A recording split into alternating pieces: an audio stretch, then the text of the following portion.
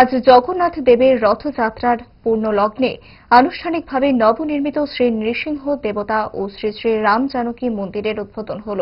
Agartala motor stand এলাকায় গড়ে ওঠা এই নবনির্মিত মন্দিরের সূচনা করলেন মুখ্যমন্ত্রী ডাক্তার মানিক সাহা। এই মহতী অনুষ্ঠানে উপস্থিত ছিলেন আগরতলা পুর নিগমের মেয়র বিধায়ক দীপক মজুমদার, পশ্চিম ত্রিপুরা জেলাশাসক ড বিশাল কুমার সহ প্রশাসনের অন্যান্য আধিকারিক, অসংখ্য ভক্ত অনুরাগীরা। রথের পূর্ণ লগ্নে সমাজের প্রতিটি স্তরের মানুষের শান্তি, সমৃদ্ধি ও কল্যাণ কামনায় হয় বিশেষ প্রার্থনা সভা। নবনির্মিত মন্দির সূচনা করে সংবাদ মাধ্যমের সামনে মুখ্যমন্ত্রী জানান,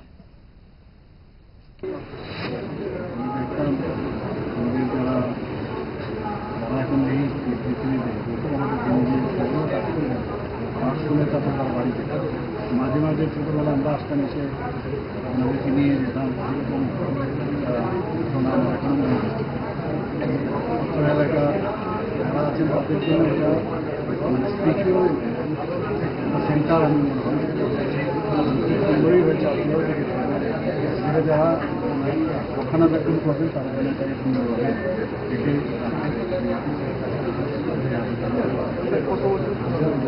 আমরা তো একদম ছোটবেলা থেকে আমি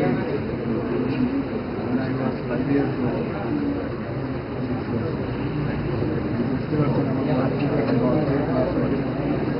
কত বছর হবে তাহলে আমি